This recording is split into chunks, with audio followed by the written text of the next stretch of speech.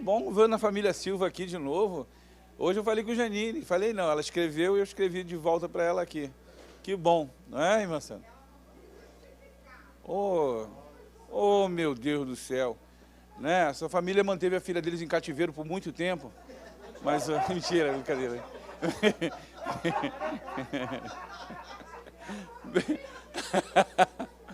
Hoje ela foi liberta. Mas como estava tomando sem somar só há muito tempo, ele não sentiu a vontade de vir. Né? Brincando, gente, por favor. A família, pessoal querido aí, um beijão pra Janine, se ela não estiver me vendo aqui. Falei, garota, doido pra você vir aqui pra ajudar a gente. Oi. Já abriu! Ele falou, já é paz do Senhor! Caraca, gente, com entusiasmo, já tá lá passando lá no negócio. A paz do Senhor, meus irmãos! Glória a Deus, coisa linda! Amém, Jesus! Aí, ó. É isso aí, ó. Bom, antes de qualquer coisa, antes de a gente orar, irmã Adriana chegou, já podemos começar. Adriana chegou, antes de qualquer coisa, quero falar para vocês, né? Gente, já é semana que vem. Já é semana que vem a nossa Maratona EBD, como a gente tem dito, né? Um evento híbrido, multicapital. Eu vou lá agora, já agora. Aprendi essa palavra em inglês, né? Blended Learning. É isso mesmo? Sim, ó, que chique, Blended Learning. Mais ou menos. É que o meu inglês é britânico. Aí porque ela não está acostumada, porque né, lá do interior da Inglaterra. Está quase chegando no Brasil. Queridos, semana que vem, então, o nosso evento. Puxa, se inscrevam. Alex, hoje a gente começa a venda aqui do nosso, né? Quem quiser almoçar com a gente aqui, a gente vai oferecer uma feijoada, é uma quentinha, mas é maravilhosa. Uma coquinha pequena e ainda tem um bis ainda para alegar o coração, né? R$15, só no dinheiro com o Alex ali, que é para pagar. É só para pagar mesmo o fornecedor, né, do material. Bom, queridos, como eu disse, o nosso evento vai ser um evento top. E para... se os irmãos ainda não se inscreveram, façam, né, a inscrição. A inscrição o evento é pago? Não, o evento é gratuito. Na verdade, a gente faz um cadastro para as pessoas receberem os conteúdos da fábrica, as notificações, as informações de tudo que a gente está fazendo. E olha que tem muita coisa boa vindo por aí. Na inauguração da fábrica, agora na maratona, a gente vai lançar os novos produtos aí da fábrica. Né, André? Coisas bem legais aí. Peço que os irmãos fiquem atentos, que vai valer muito a pena. Bom, antes mesmo de começar aqui a ministração, eu só gostaria de apresentar, né, o nosso palestrante de hoje. O nosso palestrante de hoje é um dos nossos palestrantes da maratona, está aqui conosco, o pastor Erivelton Nunes, por favor, fique de pé aqui. Né? Meus irmãos, pastor Erivelton está acompanhado da sua esposa ali, a irmã Geni, e a Esté, que deve estar brincando aqui com, né? Nós estamos brincando aqui, tem uma Beriana Kids aqui no cantinho aqui, né? Como é coordenada pela Maitê do Vaninho, está aqui, né? Só a garotada aqui. Imagine, por favor, fica de pé aqui para nós recebermos. Um prazer receber esse casal e sua filha. Olha, obrigado, pastor Erivelton, já vou pedir aqui para orar pelo senhor. E está conosco também, né? O cara que nunca está sozinho. Né? Ele vem sempre com um batalhão junto dele. André, nosso amigo. André, por favor, fica de pé aí, o pessoal não te conhece. André, Deus te abençoe. Prazer tê-lo aqui. Tá bom? Olha só, eu cometi um equívoco essa semana. Na verdade, eu esqueci, não sei porquê, cara. A vontade de ouvir o Sidney, eu acabei falando com ele, Sidney, semana que vem, tá, essa lição. E eu tinha esquecido do pastor Erivelton. Então, eu pedi desculpas para você, Sidney, mais uma vez, no nome do... diante de todos aí, pedir perdão, né? Breve nós o escutaremos, mas vou pedir para que você faça uma oração aqui de poder, porque vocês sabem, né? Se fosse uma oração fraca, eu mesmo fazia, né? Então, vou pedir para fazer uma oração pelo pastor Erivelton. Pastor Erivelton, de vez em quando você ouviu uma gargalhada sonora e forte, é o do Serginho. Oi. Tá ruim de ouvir? Maravilha! Sabe por que vocês não estão me ouvindo? Vocês estão sentados aí atrás. E eu estou desde o começo falando isso. Viu? Brincadeira, gente. Vamos lá, Sidney, por favor. Eu confesso aqui, pastor Ronaldo, que uma coisa me deixou muito triste. Eu passei a semana toda gravando. Cadê o pastor Paulo? Não tem hoje não, né? Gravando, que eu ia chegar aqui e falar assim, gente, estar aqui na frente é um desafio hercúleo, que minha pequena... Mas ele... Passei a semana toda gravando, mas ele não está aí. Gente, vamos ficar de pé para nós fazermos uma oração em nome de Jesus. Paz do Senhor a todos. Mais uma vez somos gratos que Deus nos reuniu nesse lugar para podermos aprender da sua palavra. E isso não tem preço. O que nos é ensinado ninguém rouba. Amém? Amado Deus, eterno Pai, nós somos gratos a Ti, Senhor Deus, porque mais uma vez nós temos a oportunidade de neste lugar nos reunirmos para, Senhor Deus, aprendermos mais da Tua palavra. Portanto, Deus, nós Te pedimos em nome de Jesus que a partir deste momento estejam, Senhor Deus, a nossa mente, nosso corpo cativo, Senhor Deus, neste lugar. Tira toda preocupação, tira todo problema, para que possamos, Senhor Deus, entender daquilo que vai ser ministrado aqui nesta noite. De igual forma Te pedimos, Senhor Deus, enche, Senhor Deus, o Teu servo, que vai estar aqui ministrando essa lição da Tua graça, da Tua misericórdia, que Ele possa, Senhor Deus, tudo aquilo que Ele preparou, possa ser dado com excelência para cada um de nós aqui nesta noite. Ser conosco, nos abençoando, dando-nos a nossa bênção dessa noite, o nosso alimento de cada dia, é o que nós Te pedimos, e em nome de Jesus Te agradecemos. Amém. Pastor Erivelto, por favor. Vamos receber com carinho nosso pastor Erivelto, Deus abençoe. Fique à vontade, reverendo.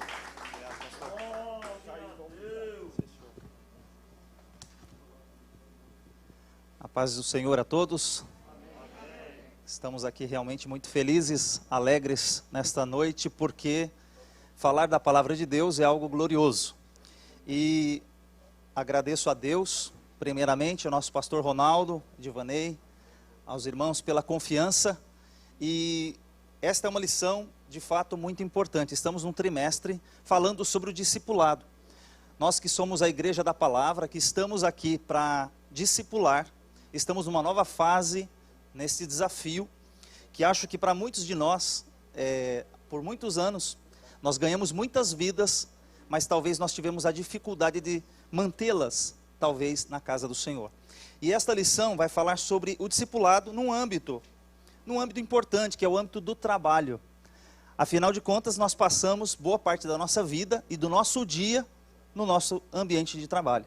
Então, essa lição, ela é de fato muito especial. Nós estamos na lição 8, você que está acompanhando.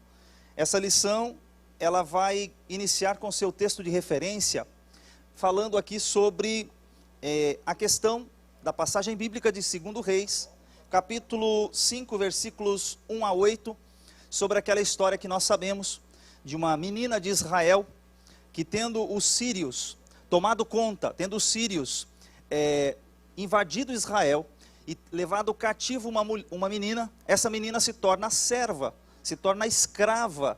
E esta escrava, ela vai trabalhar na casa do general, daquele oficial que é Naamã. E aqui, obviamente, nós sabemos que ela tem um destaque especial, porque ela está ali dizendo para sua senhora, testemunhando do Deus que ela servia, do Deus de Israel. E essa lição, ela vai abordar algo bem importante.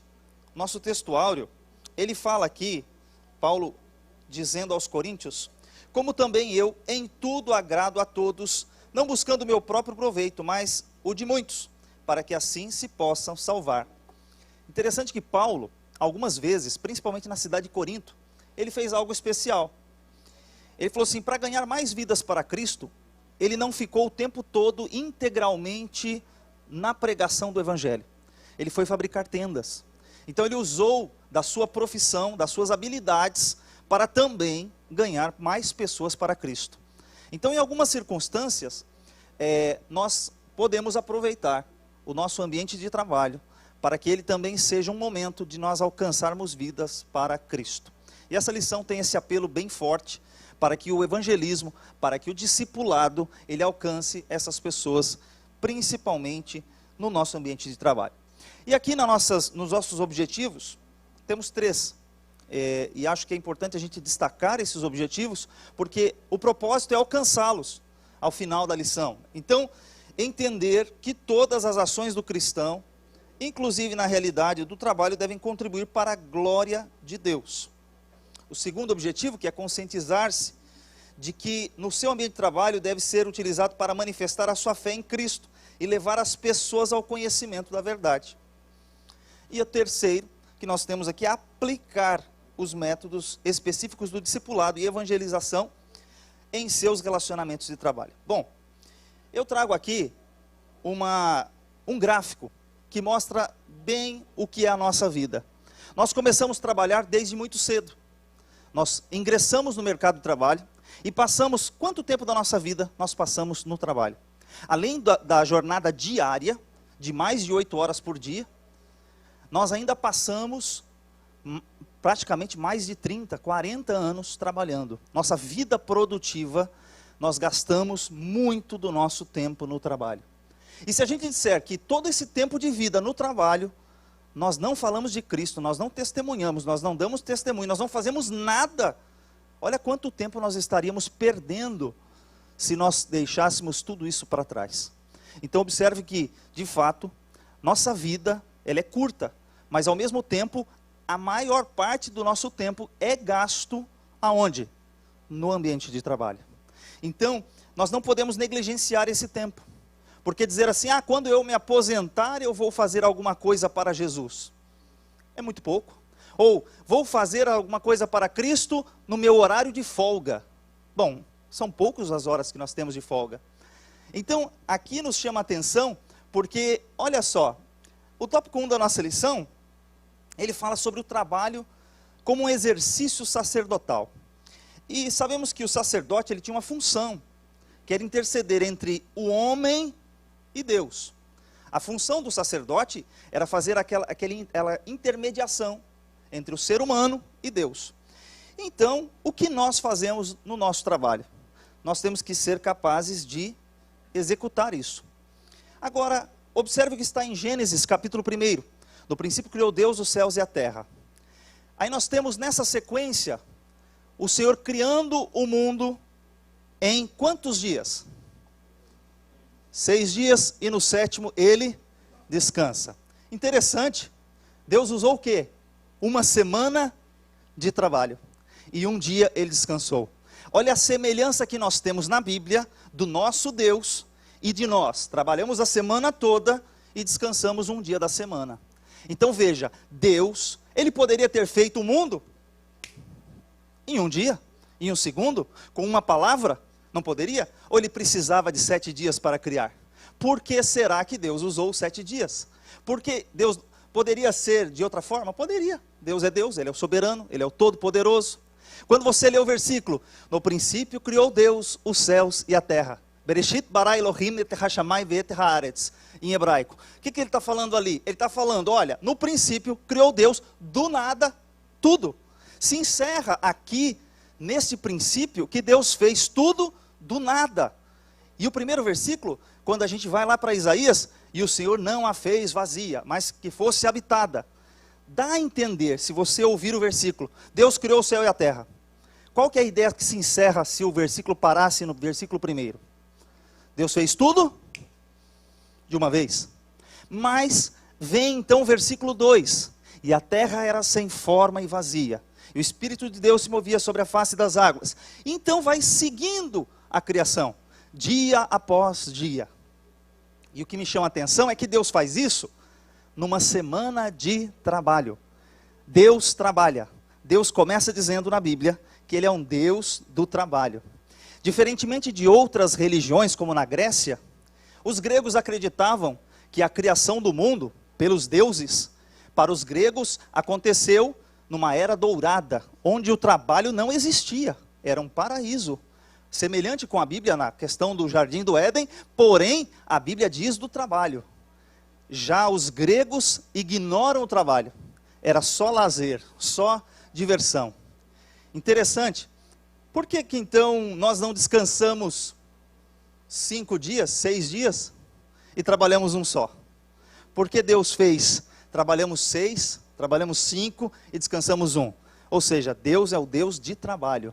O trabalho aqui não é maldição. Então essa lição vem nos dizer uma coisa importante, que por muitos anos da nossa vida, permeou na nossa cabeça. Puxa vida, o que a Eva foi fazer, né? E a gente culpa de novo as mulheres, ou Eva. Eva foi, o que a Eva foi fazer? Mas Deus responsabilizou Eva diretamente? Adão, por que você fez? O que está escrito na Bíblia? Por um homem entrou o pecado no mundo. Então Deus não responsabilizou a mulher diretamente, Ele responsabilizou o homem. Então veja, aqui nós temos então que Deus usou uma semana de trabalho. E aí no versículo 2, ou melhor, no capítulo 2, é quando Deus vai detalhar como foi feito o homem. No primeiro versículo, no capítulo 1, versículo 26, 27, façamos o homem à nossa imagem conforme a nossa semelhança. Nesse texto, Deus faz o homem, só que não se diz como ele fez. Façamos o homem. Agora, quando vamos para o capítulo 2, ele vai entrar no detalhe, ele vai começar a detalhar e destrinchar esse assunto. Ele começa o capítulo 2 falando sobre um jardim que Deus plantou, e então ele fala que não havia homem para lavrar a terra. Não havia o ser humano para fazer um trabalho e guardar aquele jardim que Deus criou. Por que estamos aqui? Deus fez tudo e nos colocou aqui para cuidar daquilo que Ele fez. Então nós temos uma função, nós temos um trabalho. Aí o que acontece que nós queremos falar e destacar nessa lição é que, primeiro, trabalho não é maldição. Temos que tirar isso da cabeça. Esse mito de que trabalho é maldição é algo que veio sendo incutido na mente por longo tempo. A gente vai falar isso um pouquinho mais nos tópicos adiante, mas a gente tem que já tirar isso da cabeça. O trabalho não é maldição, e sim bênção. Deus nos deu essa capacidade. Tanto é que muitas pessoas, com a pandemia, com o desemprego, o que acontece? A pessoa fica agoniada. Quantas pessoas, quando se aposentam, ela vai arrumar alguma coisa para fazer, porque ficar em casa sem fazer nada é algo que o ser humano não foi feito para isso. Ele fica agoniado, ele começa a entrar em depressão. Então, o ser humano foi feito para exercer um trabalho. E aqui, nós vamos desmitificar isso na questão de ser uma maldição. Bom, Deus trabalha. Aí muita gente fala, Deus trabalhou 6 dias, descansou, glória a Deus, realmente está escrito. Mas Jesus diz assim, olha, meu pai trabalha até agora, e eu trabalho também. Foram questionar Jesus porque Jesus curou um homem no sábado. Por que o senhor está curando o homem no sábado, fazendo bem no sábado? Aí Jesus falou assim, mas vocês estão me questionando, porque eu curei uma pessoa no dia de sábado. Vocês sabiam que o meu pai trabalha até agora, e eu também trabalho? Ou seja, Jesus reforça a ideia de que Deus é o Deus do trabalho, e de que Ele também trabalha. E obviamente Ele chama pessoas que estão engajadas no trabalho e na obra. Então olha só, existe uma questão na teologia chamada de mandato cultural. Deus nos entregou, isso geralmente na teologia reformada, eles usam muito isso. Eles têm ali a questão de Deus entregou o mundo, entregou o jardim, só que o jardim por si só não se preserva. O que precisa? Precisa de ter uma pessoa para cultivar, precisa ter uma pessoa para cuidar. Você precisa colocar água, você precisa fazer o procedimento, limpar. Aí o que está escrito lá em João capítulo 15, que o Senhor Jesus é a videira, né? O pai dele é o lavrador. Então assim, ele está falando que há um trabalho, e Deus, Ele poda. Por que Ele poda? Para que dê mais fruto, para que que a árvore possa produzir mais. Então a gente precisa cuidar para que isso possa produzir frutos. Então todo o trabalho, ele precisa ser executado. Então Deus nos deu, então o agricultor aqui é o homem. E na teologia eles vão dizer o seguinte, é como se Deus trabalhasse por meio de nós. É como se Deus operasse, é como se Deus lavrasse a terra no nosso, ou seja, nós estamos lavrando no lugar de Deus. Deus fez, agora nós cuidamos. Estamos executando aqui um chamado, esse chamado que nos deu com relação ao trabalho. Bom, aí nós vamos aqui para um texto bíblico, de Êxodo 20, que o trabalho, ele é uma ordenança, mas também o descanso é uma ordenança. Ninguém é para trabalhar o tempo todo e não descansar. Veja que Deus, como é interessante o que está na criação. Depois que Deus trabalhava, terminava o dia de trabalho dele, dizia assim, e viu Deus que era bom. Deus se regozija com o seu trabalho. Será que você se regozija com o seu trabalho? Você é feliz com o seu trabalho? Ou você trabalha obrigado? Nós precisaríamos, de fato, não só trabalhar porque precisamos do dinheiro, ou só porque precisamos manter a nossa família, mas que o nosso trabalho nos trouxesse também satisfação. Deus nos ensina isso. E viu Deus que era bom. Terminou o segundo dia e viu Deus que era bom. E viu Deus que era bom. Aí depois vem a parte do descanso. O descanso precisa ser respeitado. E aqui, o descanso é o quê? É o desfrutar do trabalho. Quantas pessoas trabalham a vida toda e não desfrutam do seu trabalho? E aí é o que o Eclesiastes vai dizer, o pregador diz em Eclesiastes. Né, o que adianta, a pessoa vai fazer tudo, vai trabalhar, vai construir, vai escrever muito, vai produzir muito na vida, mas ele não desfruta, ele não goza, ele não aproveita daquele trabalho que ele efetuou. Ou seja, nós também precisamos ter a sabedoria de Deus para desfrutar do trabalho. E ali diz que Deus descansou, desfrutou do seu trabalho. E o ser humano precisa também agir da mesma forma. E aí a Bíblia, obviamente, no livro de Provérbios, tem várias recomendações quanto ao preguiçoso. Vai ter com a formiga, ó preguiçoso. Porque a Bíblia, ela vai incentivar-nos a seguir com o trabalho.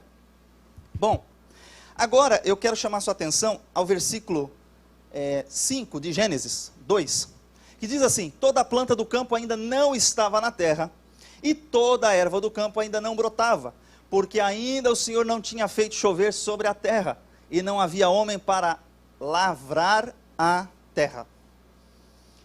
Aqui a gente tem essa palavra lavrar. Aqui ainda o homem não tinha sido colocado lá. E eu faço um destaque nessa palavra lavrar a terra, porque é a palavra aqui, é a palavra avod no hebraico. É a palavra que é usada para trabalho. O lavrar, o cultivar, é esta palavra que vai aparecer na Bíblia diversas vezes. Então observe que aqui ainda não havia o homem. Agora, no versículo 15, essa palavra volta a se repetir. Mas como ela se repete? E tomou o Senhor Deus o homem e o pôs no jardim do Éden, para o lavrar e o guardar. Então Deus trabalhou na criação, capítulo 1. O homem trabalhou no paraíso, antes da queda. Sendo então que o trabalho não é uma maldição, e sim uma bênção. Agora, reparem que agora, ele apenas acrescentou uma outra letra ali, mas é da mesma raiz, que aqui a pronúncia fica ovdá. Então, nessa pronúncia, é da mesma de oved, ovdá, são as mesmas letras. Daqui a pouco eu mostro uma árvore ali de raiz da palavra, para vocês entenderem que realmente é uma derivação da mesma palavra. Lavrar, cuidar, cultivar, trabalhar, são todas da mesma raiz. Então, nós temos aqui que Deus pega o homem e o coloca ali nessa condição.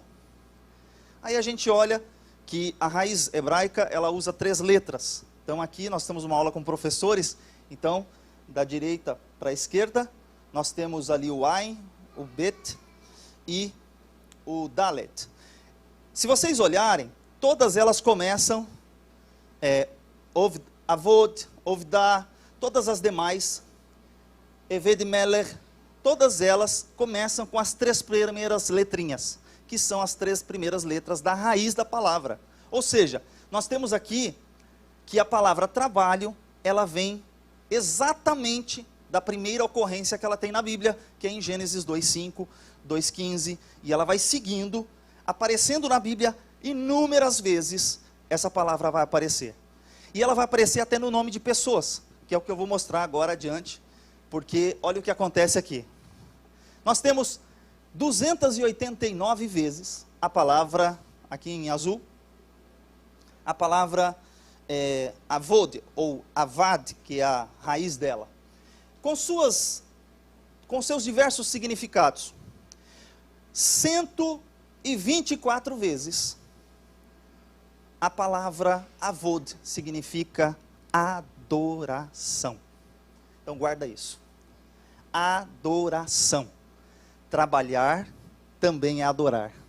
Trabalhar também é servir. Servir quem? Estamos fazendo o nosso trabalho é para o homem? Não. O trabalho que nós estamos fazendo foi Deus quem colocou o homem no jardim para o lavrar. Ele está fazendo um serviço para Deus. Onde você trabalha, você está lá porque Deus te colocou lá. Foi Deus quem te colocou lá para trabalhar. Então você lá também adora, lá também você serve, lá você também executa o seu trabalho. Existe o servir de servidão, de escravidão, porque essa palavra também vai significar isso em alguns lugares. Ministrar no tabernáculo também é a mesma palavra. Ou seja, todas as vezes que você olhar assim, mas espera aí, trabalho, o que trabalho tem a ver com adoração? Tem tudo a ver com adoração.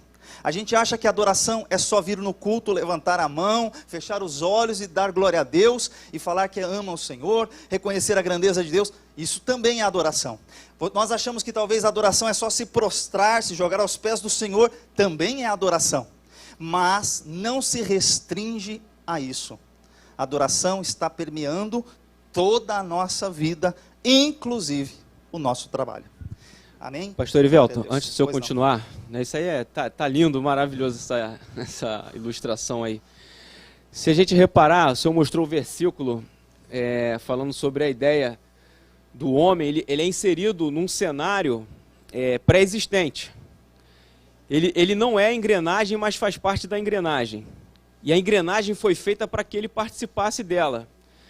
Resumindo, se a gente trouxer para os dias de hoje, a gente vê as pessoas atuando em algumas funções, escolhendo ofícios, profissões, ao seu bel prazer. Elas, às vezes, nem consultam a Deus se elas devem fazer alguma atividade. Por que isso? O fato é que quando você escolhe uma profissão única e exclusivamente, não, porque o mercado agora está indo para esse lado, ou é você ser colocado numa configuração que você não é a peça. Então não vai funcionar. E só tem como você adorar fazendo o que você faz se você estiver no lugar certo. Eu estava vendo aqui a frase de Confúcio, falando que se você trabalha naquilo que você ama, você não irá trabalhar nem um só dia mais da sua vida. Isso até, assim, a gente olhar por isso e falar assim, bom, todo trabalho após o pecado, ele passa a ser penoso. O trabalho antes do pecado, a Bíblia não vai falar que ele vai ser penoso, mas a via do pecado vai trazer isso. Então, a via mais próxima de você fazer e chegar nessa completude do que Deus designou para você fazer, com a satisfação, inclusive enfrentar as dificuldades da vida, do seu ofício profissional, é você fazer aquilo que Deus te chamou para fazer. O Myles Morrow, ele fala sobre, por exemplo, a questão ministerial, para algumas pessoas, a espécie de você ser escravo do teu chamado. Óbvio que essa palavra é forte, né, de você ser escravo do teu chamado. Mas quem vive, em alguma instância, a ideia de compreender, ter a convicção do que Deus chamou para fazer, é exatamente essa ideia. Mas eu não usaria essa palavra porque é muito forte, mas é exatamente essa ideia de servidão. Sim. Se você entende que Deus te chamou para uma função, você vai ser eternamente servo, escravo dessa função, porque você tem a certeza de que você faz parte dessa configuração. Sim, sim. Você falou aí em trabalho penoso, depois do Éden, né? Então dá a configuração de que o trabalho passou a ser penoso porque ele começa a buscar uma recompensa. Você tem que, para comer, tem que trabalhar. E antes disso era um louvor.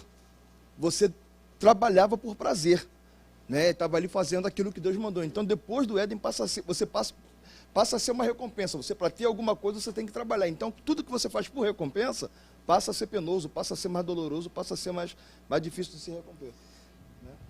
A questão do trabalho, interessante essas colocações, e me ajudem, podem interagir, tá, gente? Eu estou falando aqui um pouquinho, porque eu estou um pouquinho acelerado, né? Amém, pastor Ivan? Pode falar. Fiquem à vontade.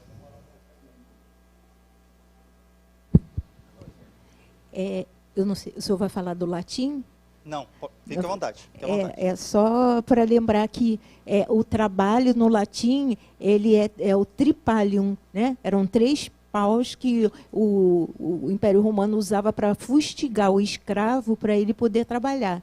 O teu trabalho pode ser um instrumento de tortura ou pode ser um louvor a Deus. Sim. Depende da forma como você está se colocando no trabalho. Interessante, né? Muito bom, muito obrigado. Eu vi uma frase de um teólogo brasileiro, e ele cita uma coisa muito interessante. Ele fala sobre você trabalhar por aquilo que você gosta, que você ama, pelo seu dom. Você tem a vocação, né? Timothy Keller, ele num livro que ele escreveu sobre fé e trabalho, ele fala sobre a questão da vocação, vocare. E aí ele entra ali que quando você tem a vocação, você faz aquilo para que você foi chamado. Então, se você é músico, seu trabalho deve ser músico. Não é ser cientista da computação. Porque a área de ciência da computação está em alta, então está pagando bons salários, vou fazer isso. Quando tua vocação é outra, se a tua vocação é o ministério integral, você tem que estar focado no ministério integral. Se a tua vocação é ser um bom administrador de empresas, você deve administrar bem uma empresa. Então, cada um tem uma vocação e deve fazer a sua vocação aquilo que gosta, aquilo que de fato Deus o chamou para fazer. Interessante que ele diz o seguinte: antigamente nós éramos conhecidos pelo nosso trabalho, João ou Batista, João Batista. O José, o carpinteiro. O fulano, o pedreiro. O fulano, o função tal, ele era associado ao seu ofício, ao seu trabalho. Como as pessoas não eram chamadas pelos seus sobrenomes, e sim pelo seu ofício. O fato é que, hoje, as pessoas vão em busca, como o senhor disse, da recompensa, ou só do dinheiro. E quando a gente fala, está vendo a questão da adoração? Quando eu trabalho apenas pelo dinheiro, eu estou adorando um Deus. Como ele chama? Mamon. Então, olha o perigo de trabalhar apenas pelo dinheiro, apenas pela recompensa, apenas porque eu recebo algo. Então, aí o que esse teólogo também usa numa expressão é interessante. Ele fala assim: olha, você trabalhando apenas pelo dinheiro, todo Deus, todo ídolo requer um sacrifício.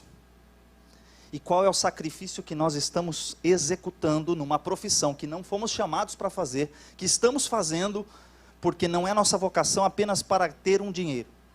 Então você está sacrificando a si mesmo no altar do dinheiro, de Mamon. Você está se sacrificando num altar que você não foi chamado. Então, observe que o trabalho também tem a escravidão, também tem o serviço, também tem o ministrar, mas a gente vai evoluir aqui porque tem mais um pouquinho, né? Então, olha só, como eu falei para vocês daquela raiz, eu coloquei aquela figura da árvore, e as palavras são derivadas. Então você tem primeiro avad, que é o verbo, servir, trabalhar, ser escravo, adorador. Aí você tem aqui, por exemplo, lavrar. Aí vem um pouquinho das conjugações, ouvidar, lavrar, cultivar.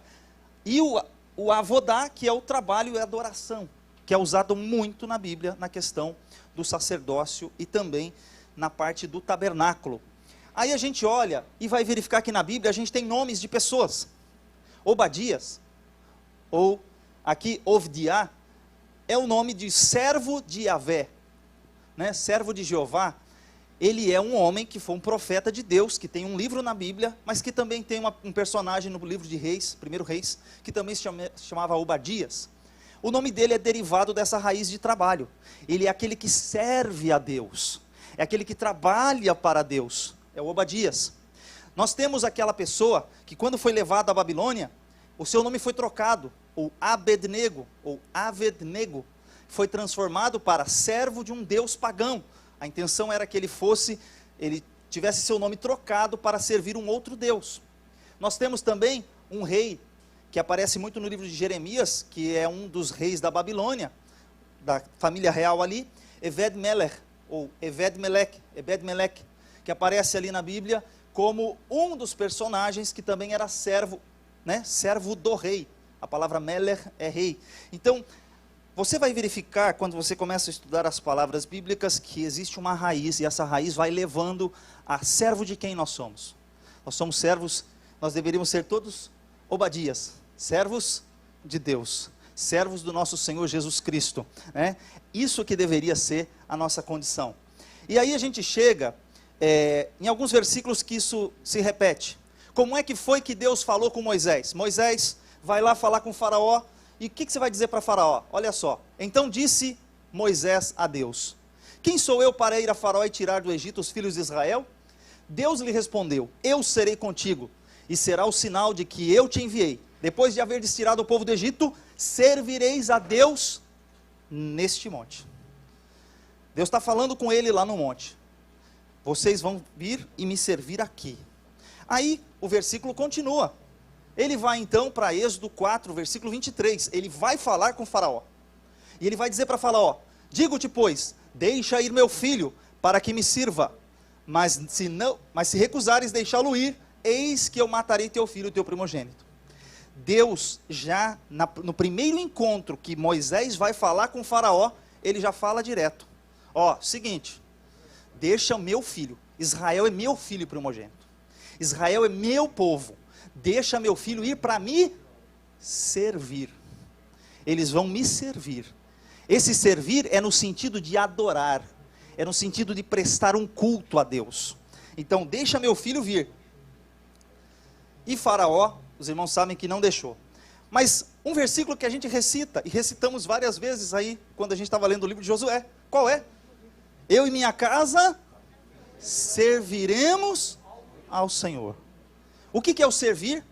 É o adorar. É andar na presença de Deus. É estar a serviço de Deus. E todas essas palavras que eu estou grifando em vermelho, servir, é da raiz de Eved, Oved, Avad. É da mesma raiz que a gente está falando aqui. Ou seja, adore, sirva, trabalhe para Deus. Nós não somos isentos, porque estamos lá no trabalho, não somos de forma alguma isentos de trabalhar. Deus está nos colocando em qualquer circunstância da nossa vida para servir. E essa imagem aqui, uma figura do tabernáculo, nós temos um versículo aqui em cima de Números 3:8 que diz assim: terão cuidado de todos os utensílios da tenda da congregação e cumprirão o seu dever para com os filhos de Israel, no ministrar no tabernáculo. Aqui a palavra não está servir, mas é a mesma. É o Oved, é o Avad, que é ministrar no tabernáculo. Então, quando você ministra, quando você trabalha, quando você serve, em todas essas circunstâncias que estão ligadas ao trabalho, também estão ou deverão estar ligadas à adoração. Então, várias vezes, essa palavra vai se repetir na Bíblia, e eu quero deixar muito claro para todos nós, que, de fato, o trabalho não é maldição. Pois não? Quem pode levar o microfone ali? Quem é? Queria só levantar um ponto muito interessante que o senhor falou, mas que os pais também possam ter a sabedoria de passar a ensinar isso para os filhos, porque os jovens hoje se submetem à escolha da profissão, que é para a vida inteira, muito cedo, né, entre 16 e 17 anos. E crescem com essa ideia de que tem que trabalhar para ganhar dinheiro, e cresce aquele adulto com rancor, né, amargurado, porque não gosta do trabalho que pratica, do que faz, mas tem que fazer para ganhar dinheiro. Então, os jovens não são ensinados a buscar a consulta de Deus, voltando aqui até o que o Edvanei falou, fazer o que Deus quer, o propósito de Deus, para serem completos, felizes e adorar, como o senhor falou, né? Porque o trabalho é uma adoração. Sim. Quando se faz o trabalho obrigado, a gente não faz de coração, a gente não adora, a gente reclama, a gente murmura, inverte. Essa questão que você levantou é interessante, porque o jovem, ele é submetido à questão da escolha da profissão muito cedo. Ele tem que saber qual a faculdade que ele vai estudar, qual curso ele vai... E ele começa a pesquisar na internet.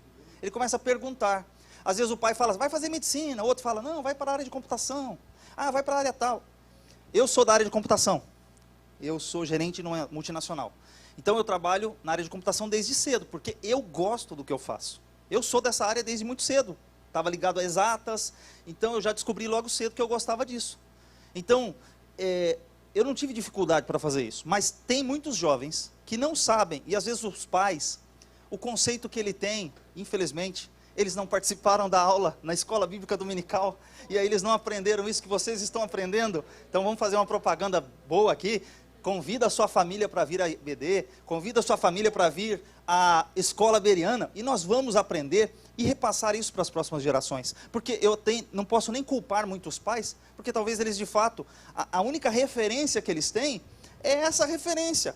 É a referência de falar assim, não, você precisa trabalhar para ganhar dinheiro e tal, para você ser alguém na vida. E muitas vezes foi isso que nos foi passado.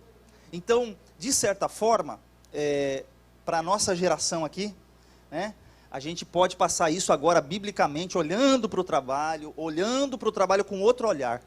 Ele não é uma maldição. Óbvio que o pesar, assim como gerar filhos, alguém disse que gerar filhos é maldição? O que está escrito na Bíblia? Os filhos são bênção, herança do Senhor. Ou seja, ninguém diz que filho é maldição. Bom, não no meio evangélico, não no meio cristão. Que quem conhece a Bíblia não vai dizer isso. Agora, gerar filhos, depois da queda, se tornou mais penoso. Multiplicarei grandemente a tua dor. Opa, ficou muito mais difícil. Agora, o trabalho também ficou mais difícil. Mas ele ficou difícil porque a terra começou a produzir cardos, espinhos. Ou seja, não é porque o trabalho em si era penoso, mas porque havia uma dificuldade adicionada. Então, observe que deixou de ser o prazer. Mas, de fato, vamos incentivar os nossos pais e nós a entender o trabalho. E, de novo, era bom a gente fazer testes vocacionais. Em breve a gente vai lançar um desafio aí, depois eu vou comentar com o pastor Ronaldo. Tem um negócio quente aí. Tem um trabalho que nós estamos estudando, eu e o André, sobre um teste vocacional. Sobre os dons. Descubra os seus dons. Que dons você tem? Fazer um teste vocacional baseado na Bíblia. Nós temos lá a Bíblia destacando lá 9, 12, dependendo do texto bíblico, tem dons. Dons espirituais, dons que a gente se identifica. Por exemplo, precisamos escolher professores para IBD. Quem tem o dom do ensino? Não é só assim, eu tenho boa vontade, eu quero ser professor. Não, não é assim. A pessoa tem que gostar de estudar, tem que gostar de pesquisar, tem que ter habilidade, tem que ter algo que ela possa desenvolver e se engajar no ensino.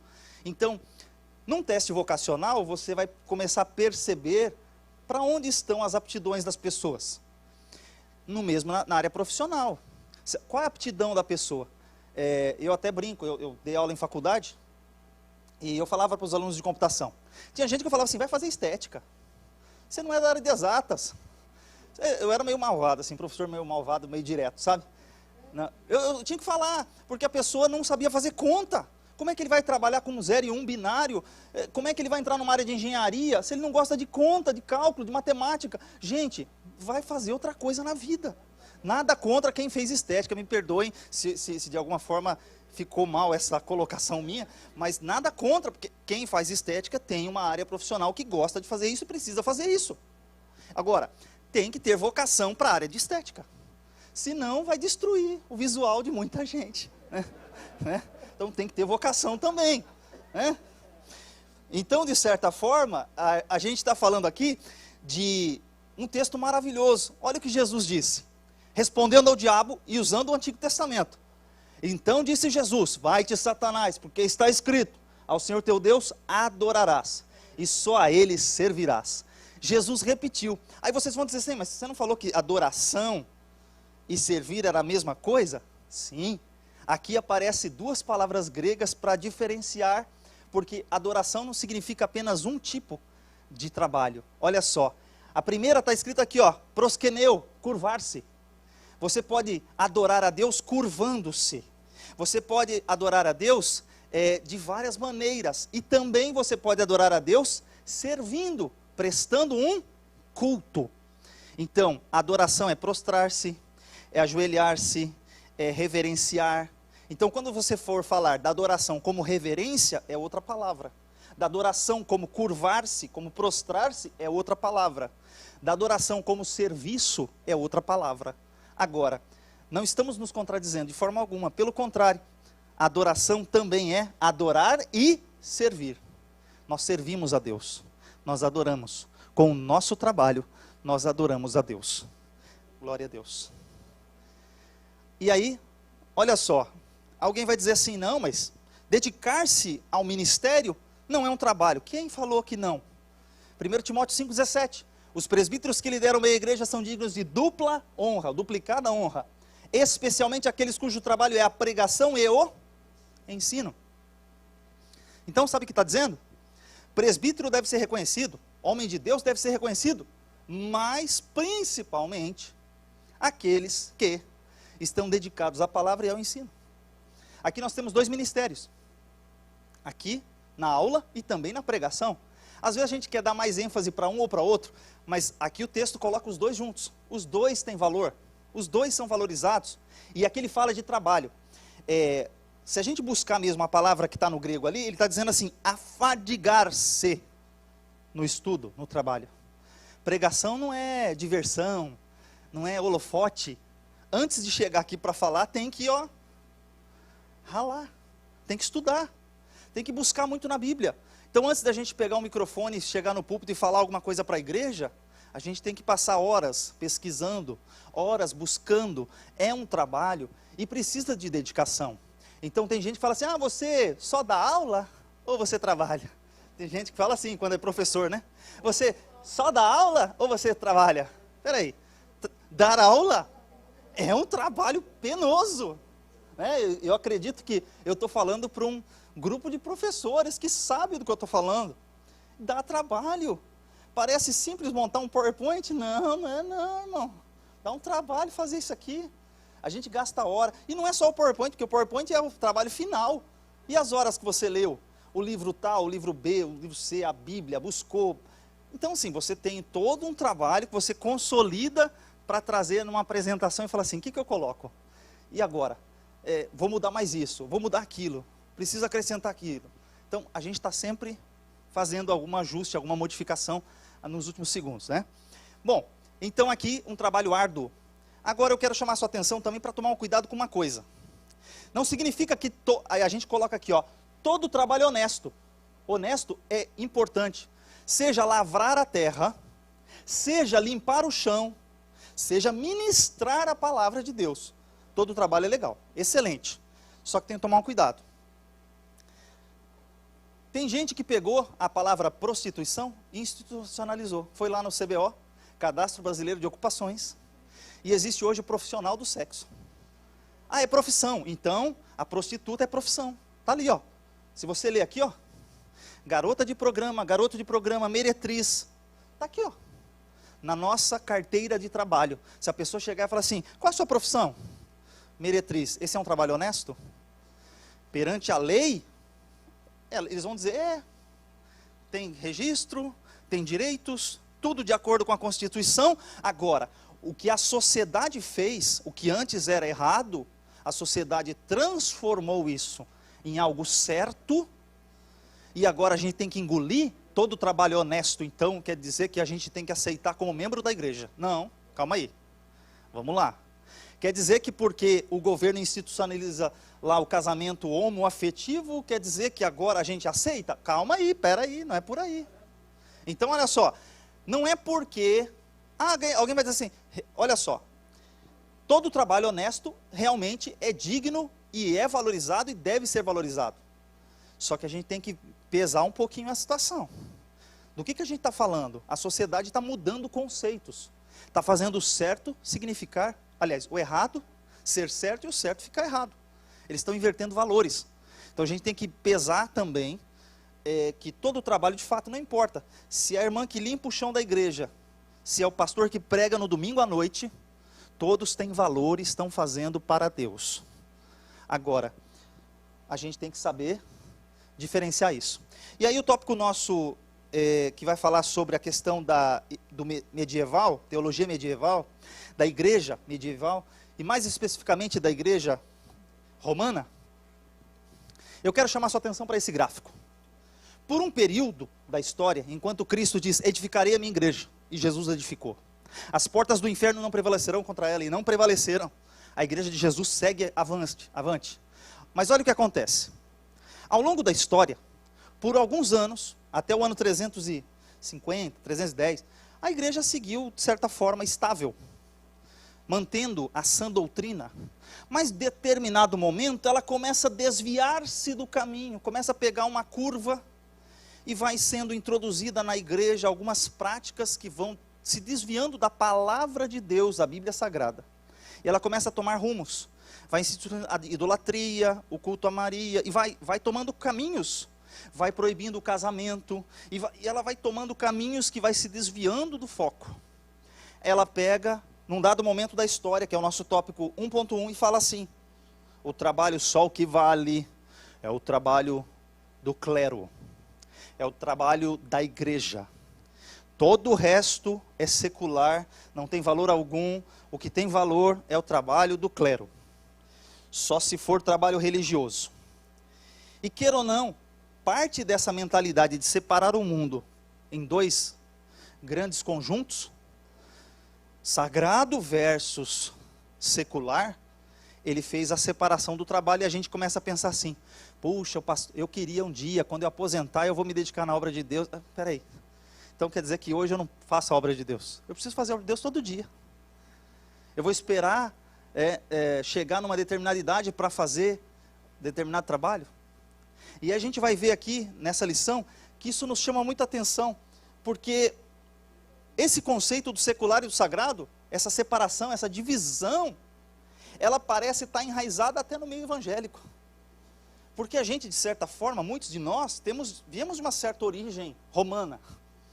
Temos o nosso país sendo colonizado dessa forma, ele traz na nossa conjuntura algo dessa mentalidade, dessa cosmovisão, que a gente precisa agora, peraí, o que a Bíblia ensina? O que a palavra de Deus ensina? O que realmente é essa cosmovisão que eu tenho hoje? Será que realmente bate com o que a Bíblia diz? Porque a gente tem muita coisa embutido na nossa cabeça, que a gente age de forma inconsciente, achando que o trabalho para Deus é só o trabalho na igreja. Que todo dia você levantar cedo e trabalhar no seu trabalho, você não está fazendo nada para Deus. Que é a sua vida secular.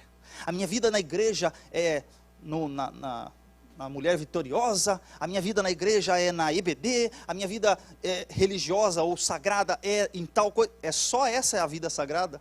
É só a vida do templo?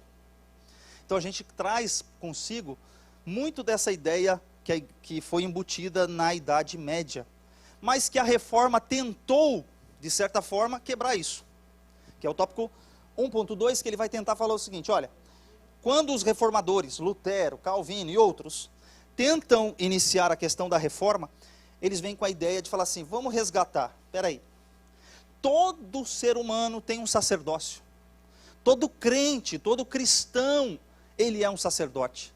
Todo cristão exerce um trabalho importante para Deus, seja ele médico, seja ele faxineiro, seja ele, não importa a sua profissão, ele está fazendo um trabalho, e esse trabalho deve ser para a glória de Deus. A reforma tenta de certa forma, deixa eu só retornar aqui, ela tenta pegar aquela curva e trazê-la de volta. Vamos trazer para a palavra, vamos tentar resgatar aqueles valores que foram sendo perdidos ao longo da história. A intenção não era haver uma ruptura, mas a intenção era: vamos trazer de volta, vamos reajustar a rota, reajustar o caminho. Porém, obviamente, não houve ajuste, e aí teve que seguir uma linha diferente, né? Mas, de certa forma, a reforma ela vem aqui na teologia dos reformadores a dizer o seguinte: primeiro, do Senhor é a terra e a sua plenitude. O Senhor é dono de tudo. O Senhor, Ele é dono de tudo. Então a gente começa aqui resgatando um conceito, a soberania de Deus, sem sacrificar a responsabilidade humana. Então, Deus é soberano. Deus sendo soberano, a gente tem aqui que o Senhor é dono de tudo. Ele sendo dono de tudo, consequentemente, não tem o mundo sagrado e o mundo secular. E aí eu chamo a atenção de vocês a um detalhe desse versículo aqui, Salmo 139. Olha o que diz o Salmo 139, versículo 7 a 10. Para onde me irei do teu espírito? Para onde fugirei da tua face? Se subir ao céu, tu aí estás. Se fizer no Sheol, a minha cama, eis que ali tu também estás. Se tomar as asas da alva, se habitar nas extremidades do mar, até ali a tua mão me guiará e a tua destra me susterá. Como que eu vou fugir de Deus? Aqui, Sheol, em algumas Bíblias diz: se eu for até no inferno. Tem Bíblia que diz: mas peraí, o que Deus está fazendo no inferno? Até a pegadinha lá da pergunta que a gente vai responder na maratona, né? Tem uma bomba para maratona aí, né?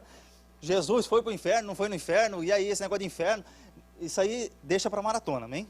Não me pergunte agora, que não vão responder agora, certo? Então deixa para maratona. Mas olha aí, se eu for para o céu, o Senhor está lá no céu. Se eu descer o inferno, o Senhor está no inferno, no Sheol. no mundo invisível dos mortos. Se eu for nas extremidades do mar, o Senhor está lá. Se eu for no monte, o Senhor está lá. Se eu for no vale, o Senhor está lá. Aonde eu for, o Senhor está lá. O Senhor é dono de tudo. Então, não, Deus é dono só da minha parte quando eu vou para o culto. No meu trabalho, não. Deus não faz parte do meu trabalho. Espera aí. Nós não podemos dividir a nossa vida. Deus está em tudo que nós fazemos. Em tudo. Aleluia. Desde a hora que você levanta até a hora que você deita, o Senhor, Ele está. Ele faz parte da tua vida. Não dá para você falar assim, Senhor, dá uma licença que eu vou trabalhar. Depois que eu voltar, a gente conversa. Viu, Senhor? Não. O Senhor vai contigo. O Senhor vai contigo no seu trabalho. O Senhor, Ele está lá. Você está trabalhando e Ele está lá. Você está fazendo o seu ofício e Ele está lá. Então, não tem essa questão de separar esses mundos. Então, a ideia dos reformadores foi exatamente, olha, corta isso, quebra esse paradigma e traz de volta todo mundo para o domínio de Deus. Deus é dono de tudo. Bom, aí a gente chega aqui, numa frase que o nosso pastor, eu ouvi há anos atrás, num programa da VEC, ele falando de um testemunho, de um empresário. Que esse empresário, ele foi muito abençoado na igreja. O ministério decidiu consagrá-lo a pastor. E esse empresário se tornou pastor. Teve que deixar a empresa na mão de terceiros.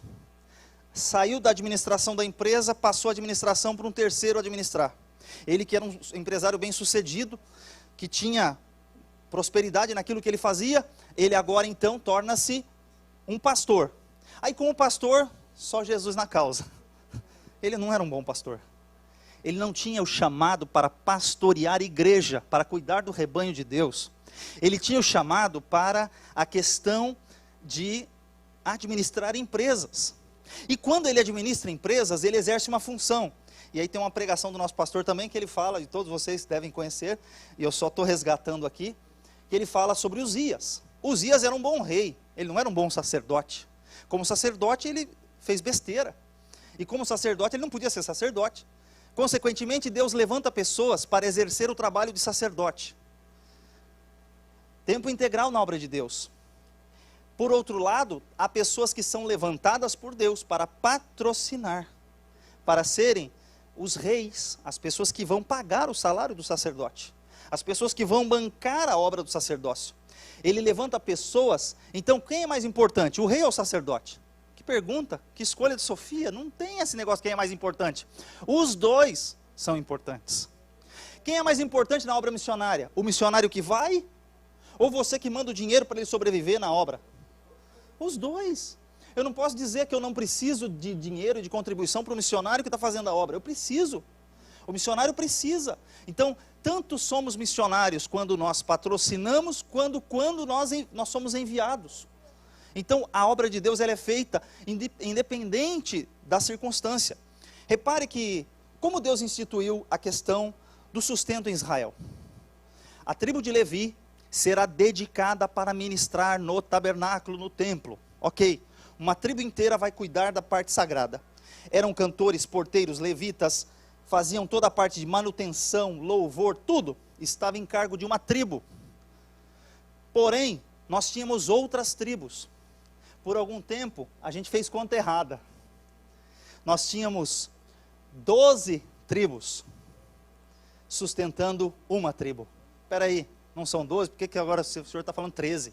Sim, a conta é certa é essa. Não são 11 tribos que sustentam uma tribo, não.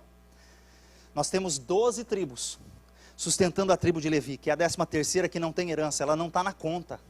Os filhos de José, Manassés e Efraim, entraram na conta. Saiu José, entrou mais 2. Então, se você contar Levi, tem 13. Então, uma tribo inteira não tem terra, não tem renda. Uma tribo inteira é separada para o ministério sacerdotal, para o ministério levítico. Enquanto que 12 tribos trabalham e sustentam aquela tribo. Então, todo mundo pode ser missionário ao campo? Não. Nós precisamos de uma igreja que o sustente. Todo mundo pode ser pastor na igreja? Não. A gente precisa de membros de igreja do Senhor para fazer outros trabalhos. Então nós temos tanto os patrocinadores quanto aqueles que são patrocinados. Nós temos tanto o rei quanto o sacerdote. E todos exercem um trabalho. Não é porque ele é sacerdote que não trabalhava. Se alguém falar que a tribo de Levi não fazia nada, só Jesus na causa. Eles tinham um trabalho intenso. Já parou para pensar quando Salomão chegou com aqueles 1000 sacrifícios? Aquele monte de sacrifícios que ele chegou, mandou matar um monte de animal tudo num dia. Já parou para pensar que foi isso? Que logística foi aquela? Quando Davi decidia fazer um sacrifício em massa, em lote. Quando todo o povo ia trazer sacrifícios ao templo. Então, toda a manutenção, tudo que deveria ser feito, há um trabalho que se faz, e a gente tem que valorizar o trabalho que se faz na igreja.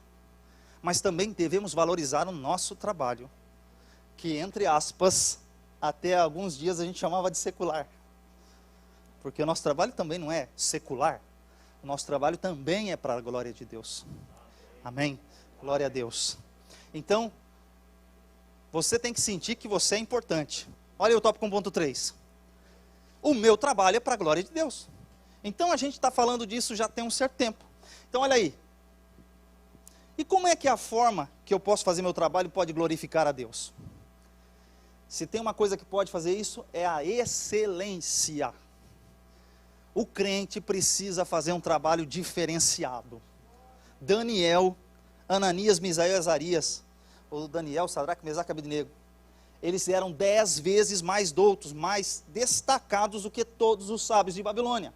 Tiveram as mesmas condições, foram treinados na mesma escola, em mesmo treinamento, mas eles fizeram um trabalho 10 vezes mais excelente.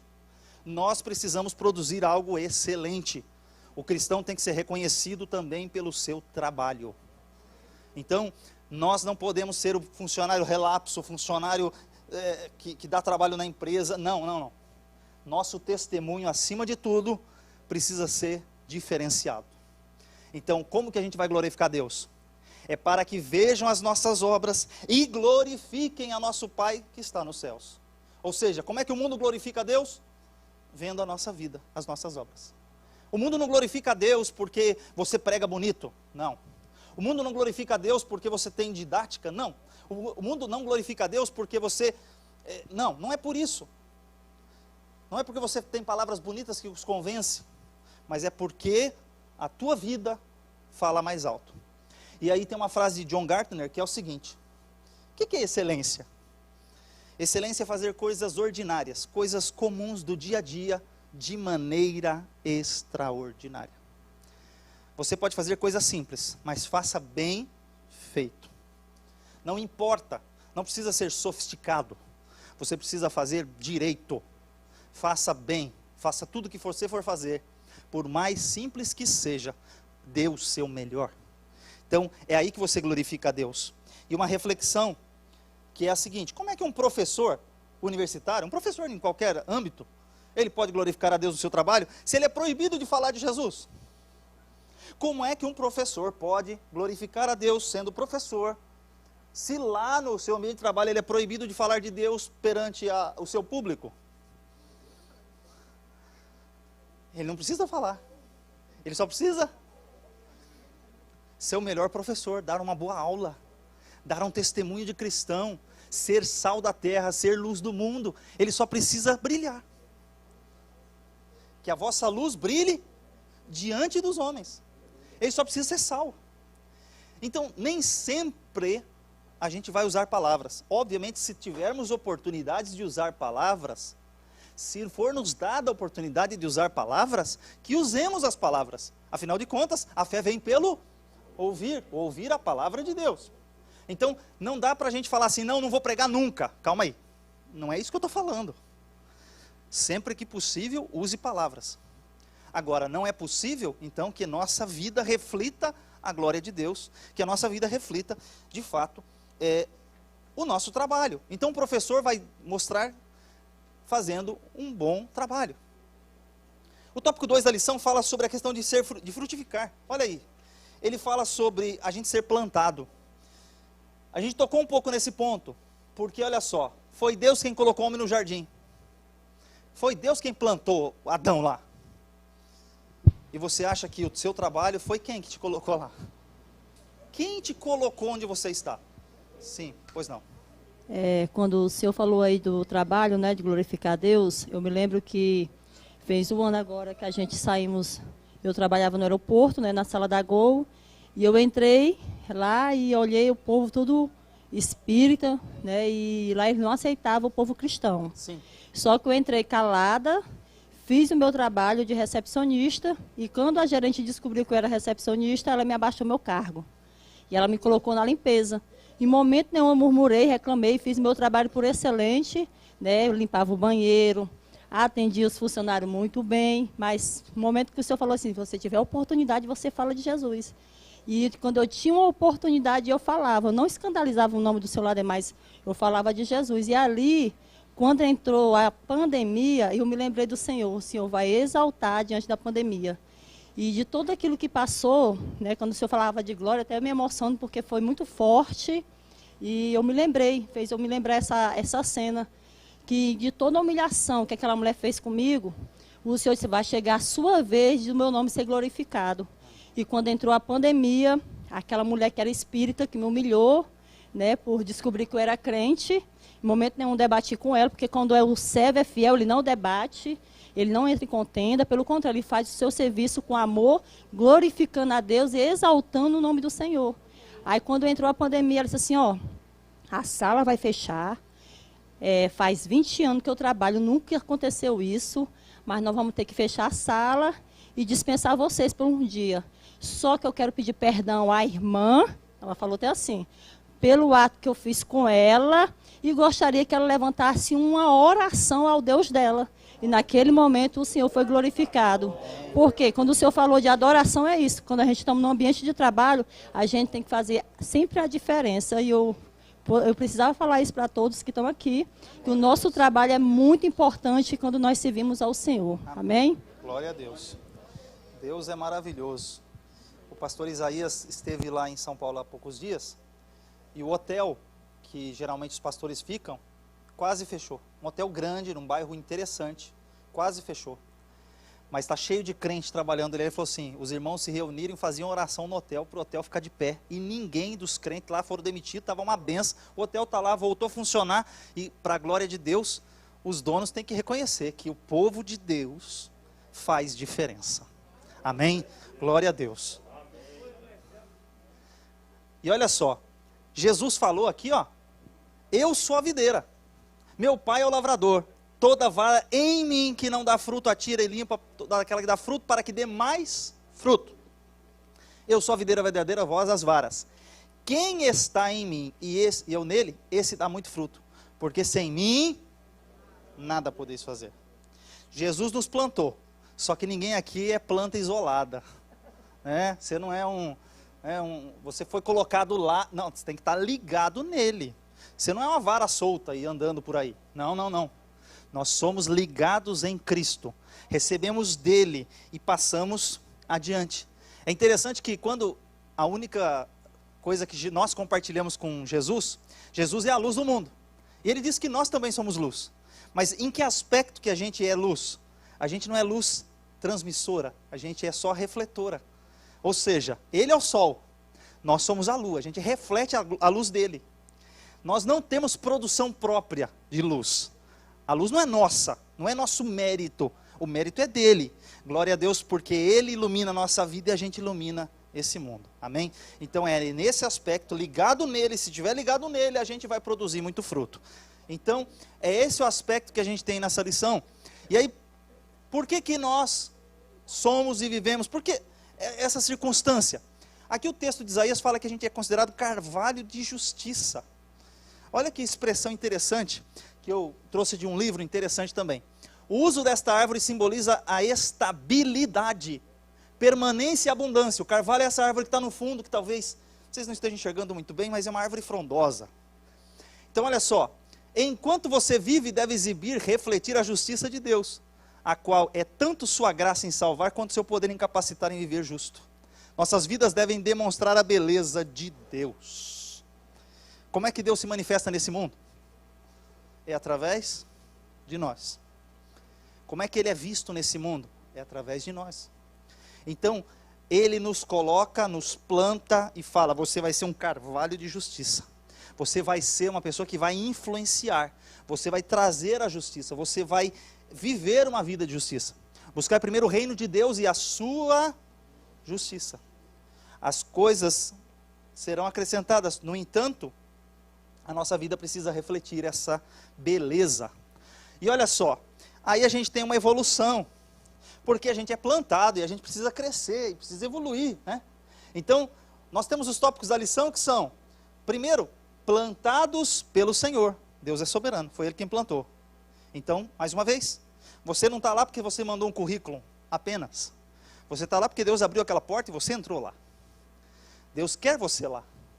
Se Ele quisesse você em outro lugar, você estaria em outro lugar. Então, além de tudo, a gente tem que entender, por que eu estou aqui? Por que Deus me trouxe para esse lugar? Tem hora que a gente faz essas perguntas. Senhor, por que eu estou fazendo nesse meio? Eu estou num lugar tão complicado. O que eu vim fazer aqui, Senhor? Por quê? A gente não tem todas as respostas. Mas o fato é que quem plantou Adão, não foi Adão. Adão não falou, Senhor, eu quero ser plantado lá no jardim. Não, Deus foi lá e plantou ele, colocou ele lá. Deus colocou você onde você está. Então Deus quer usar você onde você está. E aí o nome dele vai ser glorificado onde você está. Então, óbvio que a gente vai fazendo escolhas na vida, que vão nos levando para alguns caminhos, mas saiba que Deus não perde o controle. Ele ainda está no controle de tudo. Então, aí a gente vem no tópico falando que a gente é o carvalho de justiça, vivemos para a sua glória, e também somos plantados para gerar frutos. Então não se engane, se você não gera fruto, o machado passa. O machado passa. Então, não é para a gente falar assim, não, eu quero só ser um carvalho de justiça, formoso, frondoso, bonito. Porque Jesus olhou para uma árvore só cheia de folha. E o que ele falou para aquela árvore cheia de folha? Procurou fruto, procurou fruto, procurou fruto, procurou fruto. Ela parecia que tinha fruto, mas ela não tinha. Qual que foi a sentença para aquela árvore? Não tem fruto, não presta para nada, então seca. Então, a questão é, a gente é plantado, e o objetivo de ser plantado, e o objetivo de você estar lá, é para você produzir fruto. Aí você perde e tal, ai Senhor, por quê? Você não está dando fruto, vamos lá, volta, vamos resolver isso aí. Vamos voltar a dar fruto. Porque o Senhor Jesus não quer só aparência, Ele quer que a gente produza. Então, independente de ser aqui na casa de Deus, no trabalho ministerial, seja também lá no seu trabalho, onde você estiver. Não temos mais essa divisão de secular e sagrado. Todo o trabalho é para a glória de Deus. Então, você precisa frutificar onde você está. Pastor Erivelto, sim, mais uma vez a ideia do ambiente que você é inserido, né? Dessa vez aí a representatividade do solo. Sim, sim. Você pode pegar a árvore mais bonita, mais frondosa que for. Se você realocar ela num ambiente da qual ela não foi designada para ser plantada, o ambiente ao redor dela pode ser bonito, ela pode até compor visualmente o ambiente, mas o solo da qual ela é plantada não vai nutrir ela, e talvez ela vai, né, acabar secando seus galhos, suas folhas, e não vai cumprir o propósito. Então a importância da gente compreender, e uma árvore ela não tem autonomia para dizer onde ela fica. Né? Geralmente ela vai depender de alguém que tem essa autonomia de retirar e colocá-la num outro lugar, ou plantar num determinado lugar, que é a figura de Deus nesse cenário. É maravilhoso. É o nosso Senhor quem planta. Então, de novo, Ele é soberano. E aqui, ó, a gente tem que chegar nesse estágio aqui, ó, no estágio de ter fruto. Então, existe um tempo de maturação, existe um tempo de crescimento, existe um tempo de você estar se desenvolvendo, mas vai chegar um momento que você vai precisar produzir.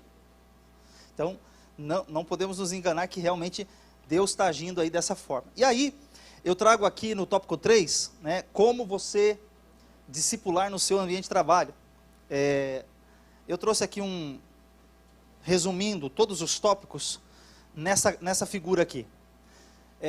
Cada um dessas dicas que nós temos no tópico 3, por exemplo, seja um exemplo como funcionário, eu resumi aqui em cima, exemplo. Então você precisa ser exemplo. Aonde você estiver, é a tua vida que fala mais alto. Então esse é um tópico importante. Eu vou passar por cada uma. cordialidade, inconveniência, piedade, convide. Né? Então, a gente vai passando por cada uma dessas etapas. Por exemplo, como exemplo, a gente, antes de ser ouvido, o cristão ele é observado. Antes que sua palavra chegue aos ouvidos, a nossa lição diz isso. Você primeiro é observado. As pessoas te observam. Aqui eu tenho um exemplo para dar. Anos atrás, eu fui, como eu falei, eu já sabia que profissão que eu queria. Eu fui fazer, no ensino médio, tecnologia em processamento de dados. Aí eu cheguei lá para fazer o ensino médio técnico, primeiro dia de aula. Eu tinha aceitado a Cristo com 12 anos, e aí quando eu cheguei para fazer o ensino médio, abriram a porta, entrou todo mundo de uma vez para a sala.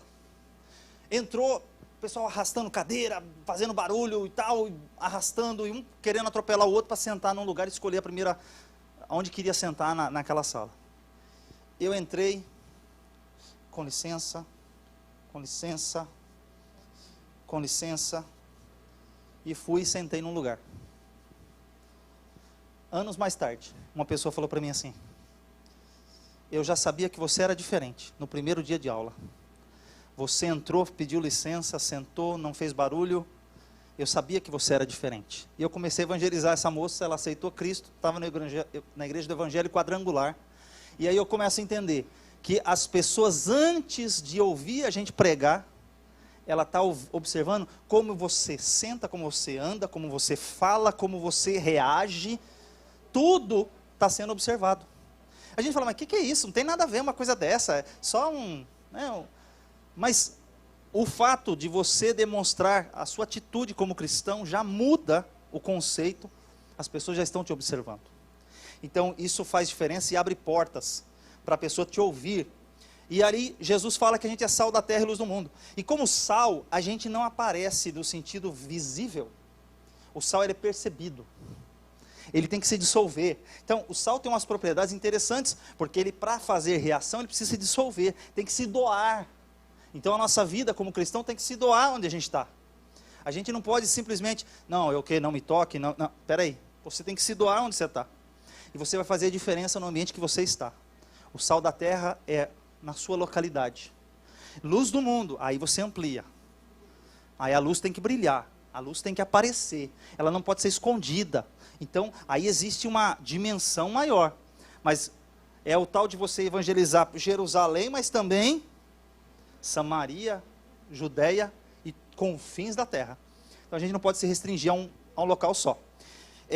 Então, a partir de exemplo, a parte da cordialidade, que era basicamente aquela parte que eu estava falando também, que é você ter gentileza no trato das pessoas. Infelizmente, tem pessoas que não conseguem falar bom dia para alguém da limpeza, para alguém da recepção. Acha que, não, eu sou o gerente, então eu sou o cara, entra assim e tal, empinado, e não fala nem bom dia para ninguém. Bom dia por quê? Tem gente que, mal-humorado, não tem educação, não... Então assim, como é que você vai evangelizar se você não tem o mínimo? O mínimo de educação. Pastor Erivelto, tem uns irmãos aí que é enjoado, parece que nasceu no navio, rapaz. Então, gente, meu Deus, né? Então tem coisa que a gente precisa entender, né? Tem dia que te cumprimenta, tem dia que faz de conta que não nos conhece. Meu Deus, Senhor, o que é isso? Sim, senhor. Sim, senhor.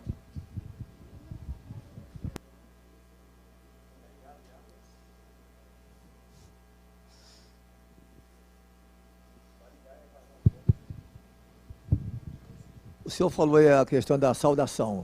Um bom dia, uma boa tarde. Tem uma historinha muito rápida que eu vou contar. É um pouquinho longa, mas vou resumir. De uma empresa onde tinha mais ou menos aí uns 15 mil funcionários. E tinha aquele cidadão da portaria. E todos os dias passava um dos engenheiros da área de frigorífico, lá da área da conservação. Era bom dia, boa tarde, saía para almoçar, cumprimentava. E teve um certo dia que ele não passou a tarde. Mas tinha passado de manhã, tinha passado na hora do almoço, não passou a tarde. porteiro ficou encucado com aquilo. Ele falou, poxa, o que houve com o engenheiro fulano? Aí chegou outro pessoal, assim, fica aqui que eu vou dar uma ronda aqui dentro aqui para saber por que não apareceu ainda, por que não saiu. Rodou e não achou. Incrível, ele estava dentro do frigorífico, tinham fechado ele lá dentro. Olha. Como ele sabia que ele mexia com aquela situação, ele abriu para ver, deu tempo de salvar a vida dele. Então, um cumprimento, um bom dia, boa tarde, boa noite. É verdade. Então, olha como que um bom dia salva vidas. Olha aí, que lição, né? E nós precisamos disso também, olha lá. O que está escrito em Timóteo? Fala aí, pastor. Fala aí, pastor. Nunca cumprimente ninguém de uma maneira fria, porque isso pode salvar de uma gelada. Olha aí.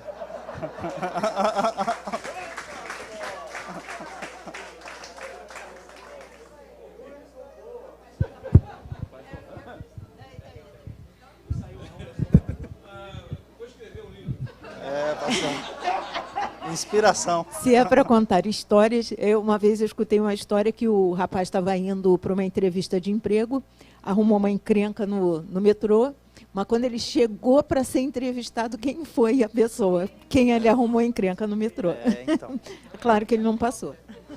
Então. São questões importantes. Mas olha o que Paulo escreveu a Timóteo no capítulo 4, versículo 12. Ninguém despreze a tua mocidade, mas seja exemplo dos fiéis. Aonde que ele tem que ser exemplo dos fiéis? Primeiro, na palavra, no trato. No amor, no espírito, na fé e na pureza. No tratar pessoas, no agir. Então não é só na palavra. Glória a Deus, sou exemplo na palavra. Tá, mas não sabe tratar as pessoas. Então, né, não é só. Não sabe lidar com as outras características. Então, olha só. Inconveniência. Aí ele fala de outra coisa, né? O funcionário chato, o funcionário inconveniente, o funcionário negligente, o mau funcionário. Como é que ele fala de Cristo numa situação dessa? Como é que ele demonstra Jesus numa situação dessa? Então, de fato não dá. O cristão precisa ser exemplo. E aqui a questão da inconveniência, Tiago 1,19, todo homem seja pronto para ouvir, tardio para falar, tardio para se irar. Tem um momento certo de falar. A gente não adianta querer ficar falando de Jesus em todo momento, em toda hora, perturbando pessoas que naquele momento ele não quer ouvir. Então a gente tem que saber, ter o feeling, sentir. Tem ambientes que você não tem essa liberdade. Quando abrir-se a oportunidade, agarra e vai para cima. Mas enquanto não dá, você vai fazendo o seu trabalho de evangelização. Porque na empresa, a gente sabe, nem todo o ambiente de trabalho ele é aberto às questões. Aliás, a maioria não é. E aí o nosso evangelismo é de forma mais como sal, sal e luz também, mas você vai aparecer menos no sentido de expressar suas palavras. Mas olha só, a piedade. Aí o que a irmã acabou de falar ali sobre a oração. Orou pelos seus patrões, funcionários, pela empresa, colocou as metas. Levar a oração, a sua vida piedosa com Deus. Sua vida de oração precisa ser conhecida. O incrédulo, o ímpio, muitas vezes, ele não quer vir à igreja. Mas quando ele está doente, quando chega a dificuldade, o que ele fala? Irmão, ora por mim. Ô irmã, ora por mim. Põe meu nome lá na oração. Espera aí, na hora da dificuldade, a nossa oração, ela serve, né? Porque o nosso Deus é poderoso e serve mesmo. A oração do justo pode muito nos seus efeitos. Nesse setor trabalho, o interessante que foi falado é que a gente modifica o ambiente de onde a gente está. Né? Porque essa ideia, logo no início, que está aqueles objetivos, você deve. Esse deve tem que ser analisado. Porque a gente vai para o trabalho para trabalhar. Então, o local de trabalho ele é transformado num ambiente de evangelismo a partir do momento que você se faz presente. Então, o exemplo da pessoa ali é muito importante. Né? Já aconteceu casos de eu ver no meu setor de trabalho, como eu passei 30 anos no setor militar, então o rapaz que trabalhava comigo, ele viajava muito. Quando ele voltava contando as vantagens que ele tinha no adultério dele com as outras mulheres. Então ele contava para todo mundo e fazia a questão de contar alto na sessão. Né? Porque as vantagens a gente conta para todo mundo ouvir. E o crente no local de trabalho, ele vê sendo cego e ele ouve sendo surdo. Não se manifesta. Né? Você tem que se colocar apenas como exemplo. Num dia que ele teve um problema com a esposa, ele sentou do meu lado para conversar. Porque Na vantagem eu conto para todo mundo, mas quando estou com problema na minha casa, eu vou procurar um exemplo. Então, quer dizer, e nesse momento você tem que segurar, não pode ser aquele primeiro a contar a piada, né? Não pode ser o primeiro a responder, a fazer algazarra. Então, quer dizer, em tudo por tudo, você tem que se controlar, porque para na hora necessária você exercer a função desse discipulado. Excelente. E aí você tem as estratégias, né? Que é o tópico 5 aí da nossa, quer dizer, na continuação dessas dicas, é você convidar as pessoas para os eventos temáticos da igreja. Estratégias. Culto do amigo, culto tal, temática tal, culto da vitória. Você usar as temáticas da igreja para que as pessoas venham. Algumas pessoas interpretam de forma errada isso. Ah, não, culto da vitória é só o culto da palavra. Né? Tem gente que é mais, né? A gente vê nas redes sociais as alfinetadas que eles querem dar na gente, porque a gente tem cultos temáticos. Mas o fato é que a igreja que nós pertencemos, quando a gente faz no censo, pelo menos no censo de 2010, era a maior igreja do Brasil. Porque a gente ganha muita gente, a gente alcança muita gente. Então o fato é que as pessoas pegam e querem criticar, mas você tem que aproveitar as oportunidades dos cultos temáticos, que são nessas horas que você também consegue trazê-los. É uma forma de você interagir de forma bem importante. E eu agora quero deixar 2 exemplos, que não estão na lição, mas que são situações que aconteceram recentes e que eu vi uma oportunidade de também evangelizar. E que a gente possa ter criatividade de Deus para fazer e inovar no nosso ambiente de trabalho, como falar de Jesus. Lá em São Paulo tem um pastor, Oséias Almeida, ele é gerente de compras numa empresa multinacional. O que ele fez? Ele pegou, nessa questão da pandemia, ele viu, conversando com muitas pessoas, percebeu. Nós todos aqui somos ministrados quando vamos à casa de Deus. Então a questão da depressão, ansiedade, a gente ouve uma palavra de vitória, uma palavra de Deus, a nosso ânimo volta. E pensa num pecador, numa pessoa que não vai à igreja, que está no ambiente de trabalho, exposta à notícia ruim todos os dias, Covid, um monte de gente morrendo, a situação horrível no mundo. Ele não tem, a pessoa entra em depressão, não tem com quem falar, vai atrás de um psicólogo, não consegue, vai atrás de outra coisa, não se resolve. Ele percebeu isso no seu ambiente de trabalho. Ele falou assim, vou fazer o seguinte. Ele mandou um convite. Ele falou com a direção da empresa e falou assim, vou convidar, se a direção da empresa autorizar, vou fazer um encontro às 8 da noite, espiritual pelo Teams, pelo Zoom, pelo Google Meet. Vou convidar as pessoas. Ele colocou assim, ó, estritamente espiritual. Estratégia. O pastor Oséias, ele não está acostumado todo dia, ele não está ministrando todo dia aqui. Ele não é uma pessoa que está toda hora na palavra, mas estratégia. Ele foi lá e falou assim, convidei, chamei as pessoas, aí ele chamou o pastor Henrique Bravo, o pastor Edson, chamou o irmão Edson, o Regis me chamou, e a gente foi ministrar nesses encontros online com pessoas da empresa que não vêm à igreja. Todo mundo entrou online, tal. Eu falei sobre ansiedade, o texto de Mateus capítulo 6, Sermão do Monte. Eu entrei ali falando da questão da ansiedade, do momento, o que Jesus proporciona. Cada um deles ministrou para esse grupo de pessoas que talvez nunca pisassem dentro de uma igreja. E muitos deles mandaram um WhatsApp para o pastor Oséias dizendo, olha, que iniciativa bacana, que iniciativa boa, estamos melhores. Ou seja, estamos alcançando vidas através do trabalho. Ele, como gerente de compras, ele está ministrando aos seus colegas de uma forma interessante. Ele teve essa estratégia, convidou, chamou as pessoas, eles vieram. E o último exemplo que eu quero deixar é uma coisa que é nova. Nós provavelmente somos muito influenciados pela capelania hospitalar, pela capelania militar, mas pouco a gente fala da capelania corporativa, que já é uma realidade. E a capelania corporativa é um negócio que é novo. E a empresa que eu trabalho é uma multinacional que tem também na faixa de quase 17 mil funcionários. Mas o que acontece? Com a Covid, muita gente morreu e teve problemas.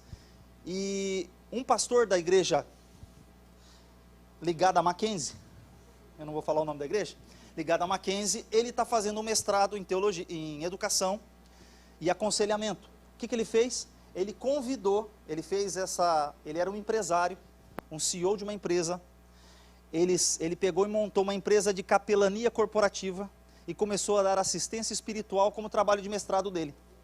E aí ele começou a dar aconselhamento, convidou pastores e foi dando aconselhamento para as famílias que perdiam um ente querido com Covid. Então ele dá assistência espiritual, acolhimento. E aí ele começa a levar as pessoas à espiritualidade, esquece a placa da igreja. Ele está acolhendo pessoas, aconselhando pessoas e dando um conselho de Deus nesse momento difícil. Então é outra estratégia que a gente não vê muito comum nas empresas, mas que a empresa que eu trabalho, com 17 mil funcionários, multinacional inglesa, entendeu, opa, peraí, tem um valor agregado aqui, meus funcionários vão ser beneficiados. Então ela pegou e trouxe isso para dentro, e um trabalho excelente. Ele tem um estudo, ele defendeu, há 2 semanas, se não me engano, ele defendeu o mestrado dele com louvor. E é um trabalho que ele falou que não tem no Brasil, muito raro, algumas instituições americanas que eu coloquei aqui, e acho que a gente pode pensar, já que tem muita gente que é capelão, tem habilidade, tem experiência, tem questões de aconselhamento, é a gente adaptar ela para onde? Para o nosso mercado de trabalho, para as empresas.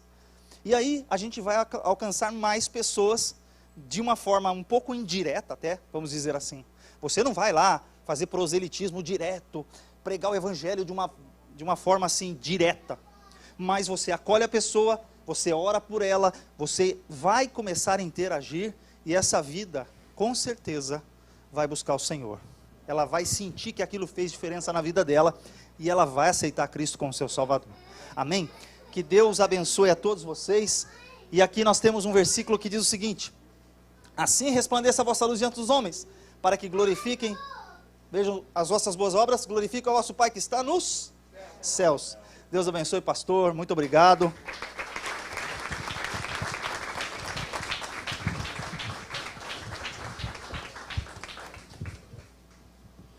Eu estava falando ali, o pastor Erivel estava falando ali sobre trabalho de professor, eu estava rindo ali, que eu estava lembrando assim, o professor é o único que tem trabalho antes do trabalho, ou trabalho antes do trabalho, né, André? Para quando chegar no trabalho, ter trabalho para fazer, né?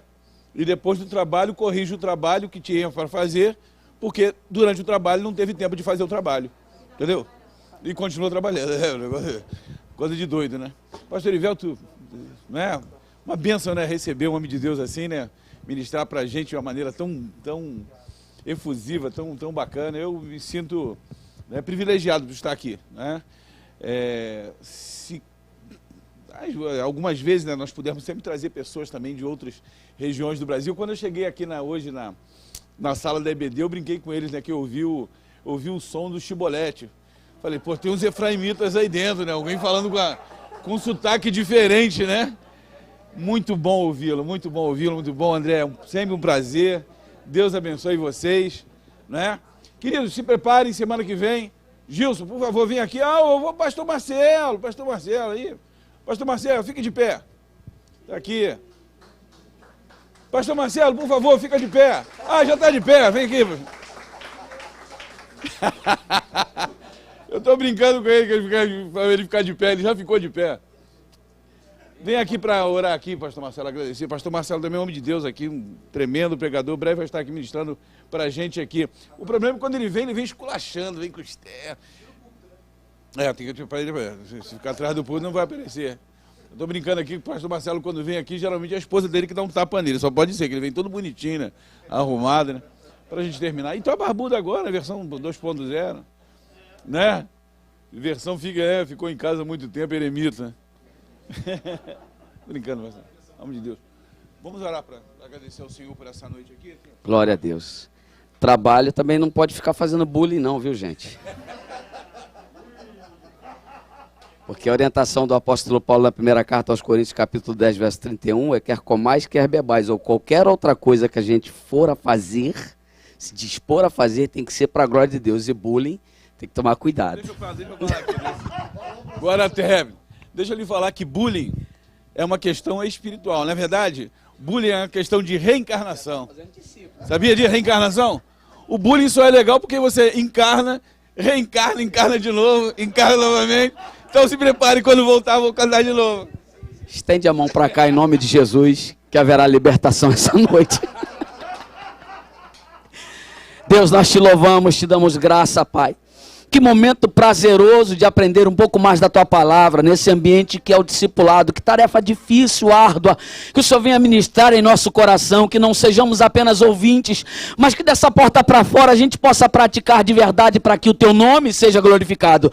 Nos leve em paz, glorifica o teu nome, tome a cada um dos professores aqui, ó Deus, esta noite, que eles sejam de fato mestres, ó Pai, não apenas no conduta, mas em tudo que eles fizerem, Pai. Que sejamos como aquele homem que passou e a mulher disse: vejo que este homem que passa é um santo homem de Deus. Que a gente seja a melhor Bíblia que a nossa população vai ver, que os nossos parentes vão ver, e que o teu nome seja glorificado. Nos leve em paz e glorifica o teu nome, que sejamos conscientes que essa tarefa o Senhor confiou a cada um de nós, de levar a palavra. Glorifica o teu nome, nos leve em paz, em nome de Jesus. A igreja diga amém. Deus abençoe a todos, em nome de Jesus. Quem quiser comprar o